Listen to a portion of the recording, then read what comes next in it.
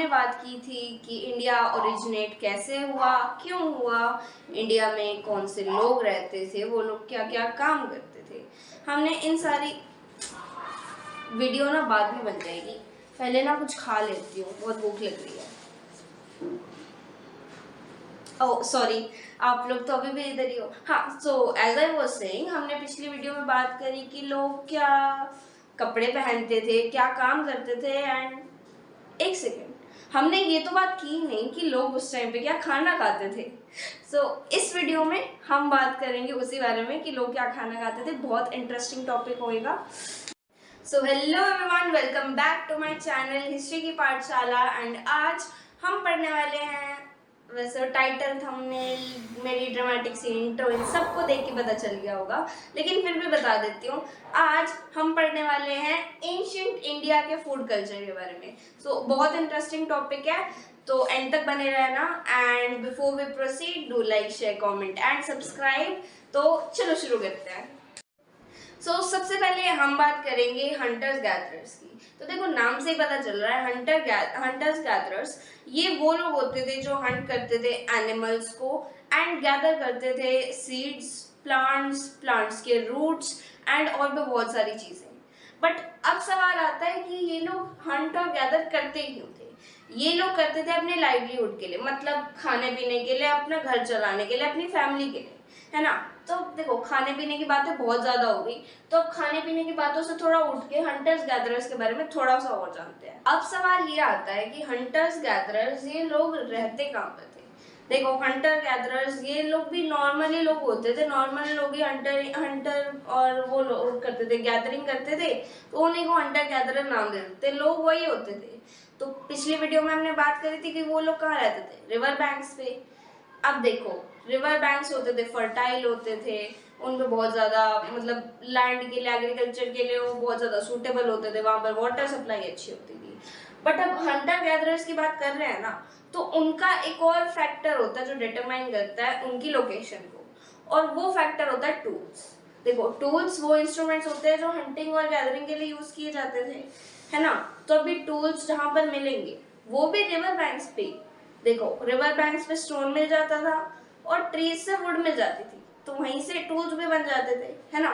तो टूल्स की भी डिस्कवरी हंटर गैदरर्स ने करी थी और रिवर बैंक्स के पास ही रहते थे वो लोग। तो अब एक बात सोच के देखो कि आप एक ही लोकेशन पर हो और आप अपने पास वाले दुकान से कोई चीज ले रहे हो, पास वाले लोग भी वही चीज ले रहे हैं, तो थोड़े टाइम बाद वो चीज खत्म हो जाएगी ना। तो हंटर गैदरर्स को मतलब अपनी बार बार लोकेशन चेंज करनी पड़ती थी क्योंकि खाना खत्म हो जाता है एक जगह पे। तो एक ही रीजन नहीं था कि वो लोग माइग्रेट करते थे। माइग्रेट मतलब अपने वर्क के लिए इधर उधर जाते थे, ट्रैवल करते थे। वो माइग्रेट करते थे, एक तो पहले खाना खत्म हो जाता था उनका, एनिमल्स मतलब इधर उधर चले जाते थे वो लोग भी। एनिमल्स भी अपनी माइग्रेट करते थे कि मतलब एनिमल्स को जहाँ पर खाना मिलेगा वहीं पर तो एनिमल्स रहेंगे, एनिमल्स भी तो खाना खाएंगे, है। और सीजनल फ्रूट्स के लिए देखो, अब सीजन टू सीजन वैरी करता है कि कौन सा फ्रूट कौन से पेड़ पे लगेगा। अब देखो, एक पेड़ पर समर में फ्रूट लगता है, तो वहां पर समर में फ्रूट ले लिया। नेक्स्ट, अब उसी सीजन में अगर हम माइग्रेट करेंगे तो कोई और सीजन में कोई और फ्रूट लगेगा। तो ऐसे करके वो इन 3 रीजंस की वजह से माइग्रेट करते थे अपनी एक्चुअल लोकेशन से। फायर भी कितनी यूजफुल चीज है ना। आप लोग इससे अंधेरे में देख सकते हो, आप इससे अपना खाना पका सकते हो एंड इवन किसी को डरा भी सकते हो, है ना। तो आपने कभी ये सोचा है कि फायर की डिस्कवरी जो थी वो किसने की होगी? तो मैं आपको एक बहुत इंटरेस्टिंग सी बात बताती हूँ। आर्कियोलॉजिस्ट जो है ना, जिनके बारे में हमने पिछली वीडियो में स्टडी किया था, लिंक मैं डिस्क्रिप्शन में डाल दूंगी। एंड आर्कियोलॉजिस्ट जो होते थे ना, उनको कुरनूल केव्स में, जो कि एक हिस्टोरिक साइट है, वहाँ पर फायर की रिमेन्स, ऐश, राख मिली थी उनको। तो इससे हमें ये पता चलता है कि फायर जो थी वो भी उस टाइम के लोग हंटर गैदरर्स ने डिस्कवर की थी, और वो भी इस फायर को इन्हीं सब चीज़ों के लिए यूज़ करते थे। एनिमल्स को डराने के लिए, वो अपना खाना पकाने के लिए जो भी वो हंट करते थे, एंड अंधेरे में देखने के लिए। अब हम बात करेंगे एक क्लाइमेट चेंज की जो हुआ था अराउंड 12,000 ईयर्स अगो। ठीक है। तो इस क्लाइमेट चेंज में क्या हुआ था, एनवायरनमेंट ना थोड़ा सा ज़्यादा वार्म होना शुरू हुआ था, गर्म होना शुरू हुआ था, तो इसकी वजह से ग्रासलैंड बने थे। तो आपने ना एक साइंस में बड़ी बेसिक सी चीज़ पढ़ी होगी कि ग्रासलैंड होते हैं उनको कौन मतलब खाता है, हर्बीवोर्स, है ना। हर्बीवोर्स जैसे कि गोट, शीप, काऊ, है ना। और इन सबको हंट कौन करता था, इन सबको हंट करते थे भाई हमारे हंटर्स एंड गैदरर्स, है ना।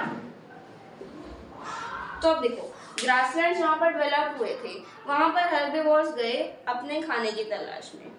अब प्रॉब्लम आती थी इसकी वजह से हंटर गैदरर्स और उनकी फैमिलीज को। कैसे, अब देखो भाई खाना खुद ही खाने की तलाश में जा रहा है तो अब उन लोगों को भी तो जाना पड़ेगा ना। तो उन्होंने ये आइडिया निकाला कि भाई अगर ये लोग इधर उधर से माइग्रेट कर रहे हैं तो हम क्यों ना इनको घर में ही रख लें, जो उस टाइम की उनकी केव्स होती थी या हट्स होती थी उनमें ही ना रख लें, है ना। तो वहां से आइडिया डेवलप हुआ था हर्डिंग का। तो अब यहाँ से हमारे हंटर गैदरर्स जो थे वो बन चुके थे हर्डर्स। अब वो हर्डर्स बने थे तो उनकी कुछ ड्यूटीज भी थी, अपने एनिमल्स को वो प्रोटेक्ट करते थे। अब एनिमल्स की प्रोड्यूस ताकि ज़्यादा हो वो उनको खाना भी देते थे, और खाने के बदले में एनिमल्स जो थे उनको काऊ हो गई, गोट हो गई, तो वो तो मिल्क देते थे, डेयरी प्रोडक्ट्स देते थे, है ना। और बाकी जो सारे एनिमल्स थे वो उनको रॉ मीट देते थे। फार्मिंग का भी ओरिजिन कुछ ऐसे ही हुआ था।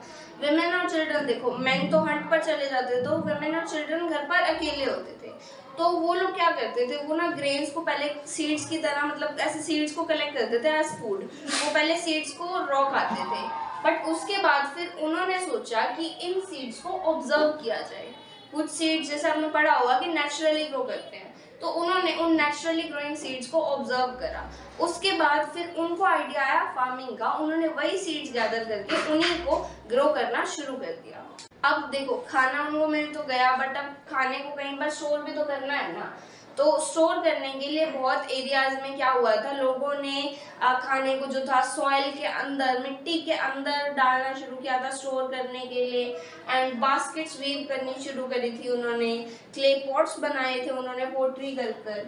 एंड जो आर्कियोलॉजिस्ट है हमारे प्रेजेंट डे के, उनको इन हिस्टोरिक साइट्स पर जो हिस्टोरिक साइट्स है north west, east and south India and Burzahom, अगर आपको पता है कि बुरजाहों को प्रेजेंट डे में आप क्या कहते हैं तो कमेंट, एंड मैं उस कमेंट को पर्सनली पिन करूंगी जो सही जवाब देगा, ठीक है।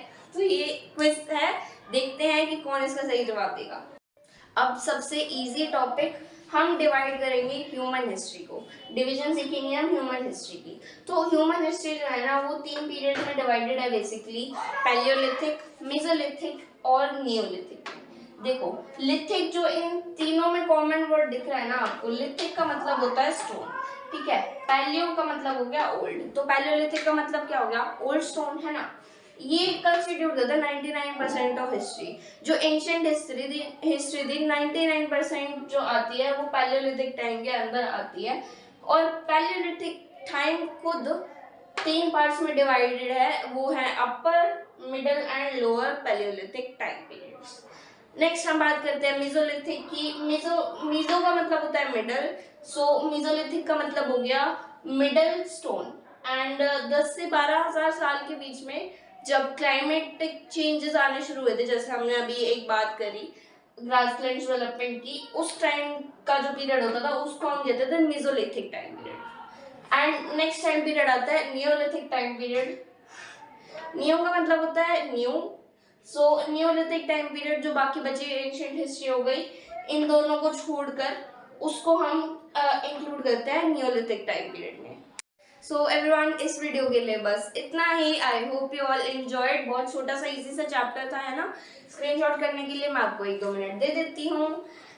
And with that being said, ये वीडियो का एंड है, so do like, share, comment and subscribe before you go and stay tune. Next Sunday video आएगी बहुत इंटरेस्टिंग हिस्टोरिक साइट्स के ऊपर। सो बाय एवरीवन।